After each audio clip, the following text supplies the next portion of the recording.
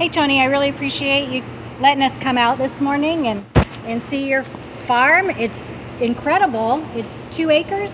We have about 2 acres total on this property, plus this 10,000 square foot warehouse. We're producing right now on about 40 to 50,000 square feet, so which is right around an acre in production. So what we're doing is we're taking small space gardening and just doing it over and over. You know, so we're just replicating that kind of, you know, small space, urban, organic type of agriculture. Okay, and what is the purpose of the garden here? Well, since we are the St. Vincent de Paul here, our main purpose is just to put pounds of fresh, nutrient-dense vegetables into the kitchen here. We do serve 4,200 meals a day. And again, we've got the food boxes that we can supplement with the fresh fruits and vegetables. Our mission here is to feed, clothe, heal, house, and out of the garden, we're obviously able to feed people, and we're totally able to heal people as well. You know, healing starts with your fork, not at the doctors or the hospital. Really, what you're putting in your body, it's going to be the most important part to living a healthy life, in my opinion. And so we're really able to kind of shift, you know, from being homeless and maybe getting, you know, something from a convenience store to a kale salad. You just are going to instantly feel better. You know, that food is made to be eaten, not stored and packaged. So it's going to, and beyond that, the food that we're serving here, because of the way we grow it, our nutrient density is going to be higher. There's going to be more of the good stuff in there that most everybody, if you're not eating a really high fruit and vegetable diet, we're all kind of lacking that. Our society's kind of lacking that. So you also have people who come out here and volunteer, and I imagine that's really healing to people. The garden is incredibly therapeutic. We have folks that were homeless. We actually had a statistic of 80% of the people that spent more than 30 days in our garden volunteering, helping out, did not return to use our services. So they either found housing, a job, both, and were able to keep it and hold it down. I think there's a lot of value to caring for something. You know, we're also utilizing this space for some of our special needs groups that come in from different middle schools and high schools, and they've really responded positively to working in the garden. Beyond that, just kind of our regular volunteer flow, people keep on coming back. I mean, it's the middle of July in Phoenix, and we have people that are spending their mornings out here with us for free. Yeah. They're out here on their own, and it's just, I think that we kind of have nature deficit disorder here in the United States, especially urban places like Phoenix or kind of South Phoenix where we are here. You know, yeah, you can go to South Mountain, but that's not everybody's daily grind, you know. So I think kind of getting your hands in the soil, utilizing some skills that I think that are pre-programmed in us and are really primal for us to really be producing our own food, be cultivating the earth. These are all things that I think bring a lot more happiness than this, and texting or iPads or whatever. Sure. I think that's a lot more numbing, and this is a lot more awakening and bringing some consciousness to the space and to the individuals that spend their time here. A lot of it was donations from myself and Dave Smith to start. Like most of the seed in the garden right now is stuff that I've purchased. Now we've kind of, what we call it is we've been priming the pump. You know, now we have a showcase piece where we have already a large donor base, being the St. Vincent de Paul. This is kind of becoming our centerpiece now, because it is such a little gem here in South Phoenix. So our donations have increased substantially straight to the garden from new donors. Another thing we're going to start to be doing is developing revenue streams. So far we've been kind of giving some produce to some different restaurants to see if they'd like it, and they would give us a donation kind of in exchange for that. Another thing we're going to be doing is creating some space, some garden spaces for local food trucks and restaurants to lease. There would be a startup cost for that to cover our wood and soil and things of that nature, irrigation. And then after that, they'd pay a monthly fee to have that garden. Well, the benefit there is, you've got somebody like myself who's going to actually kind of walk them through it and help them be successful, Beyond that, they're going to be able to take this produce and put it right onto their food truck or right into their restaurant.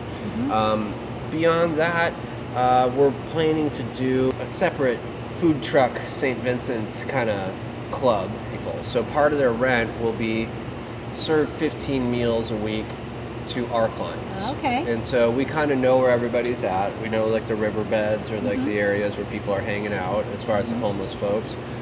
So what we'll do is we'll have them take their food trucks right to the places and give out free meals. So finances are working themselves out. We have again, we're blessed to have such an awesome organization where we already kind of have fish in the pond that are going to be interested in what we're doing. But we all are also going to be doing corporate sponsorships, plant sales, and we plan on doing some fresh vegetable sales. We're actually about to get 100 chickens, right? So we'll probably be doing some egg sales. And the balance between impact and finance is kind of a delicate one that we're really trying to ride that wave with integrity and make sure that, we are fulfilling our mission, but we are still, not in the red. We're kind of carving it as we go. Social media has been huge for us.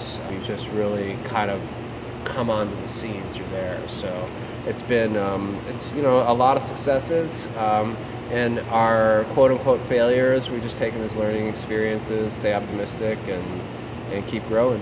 Have a tip for home gardeners? Yeah, I would say, well, my really thing to say is just start. Okay, just start and utilize the internet and utilize forums and utilize Facebook.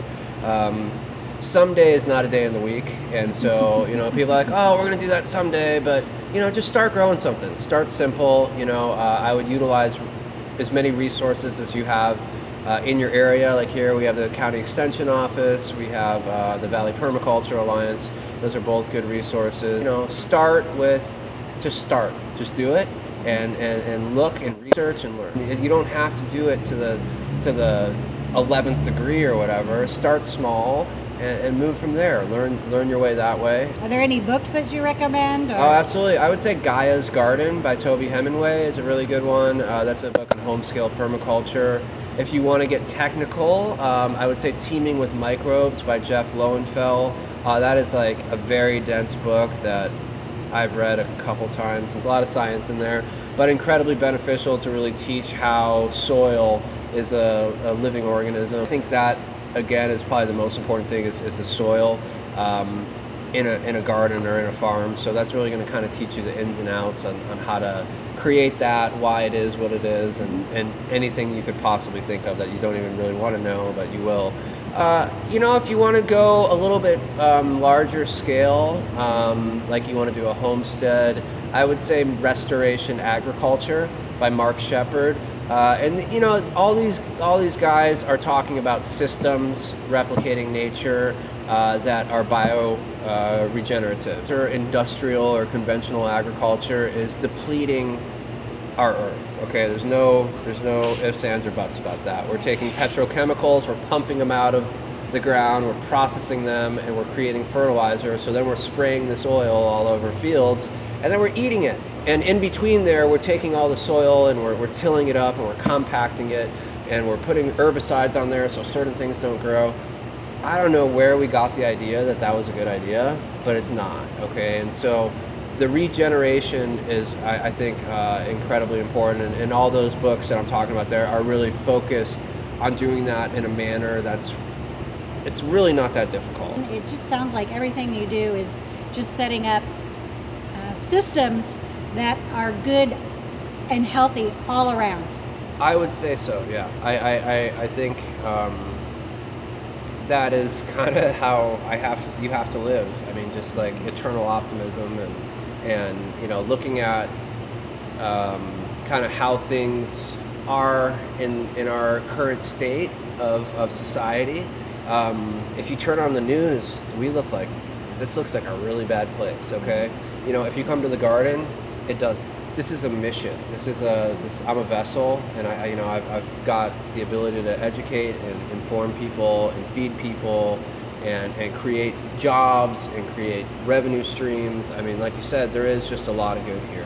And I think kind of one thing that, you know, you can take away from this is that there's so many benefits coming from this 1 acre and so many possibilities. It erases all that negative in my mind, or at least it starts to put a dent in it, you know, and people are shifting their thinking. And I think that is really what needs to change more than anything, is how people think, you know, like kind of like how when you give somebody a piece of lettuce and it might have a little bug hole in there, and you got to tell them, no, that's okay. Okay, you know, like that's actually okay. Good. It is. That means that this is edible. Okay, and so when you take chemicals and put it on your food, like salad dressing, it doesn't make sense. So you put harmful things on your food, like that just like where did we get that? So our goal this year is to have 50,000 pounds of fresh produce produced through not only our garden, we have the other garden, and then we're also partnering with local farmers that have remnant crops. They'll bring over a pallet of melons that they can't get to the market in time, but we have the logistics to get them out. So next time you come back, it'll probably be a same story, but maybe some new stuff here, and you know, who knows? Well, definitely come back and keep an eye on what's going on here, because it's really exciting. Right on. Well, I appreciate you coming out.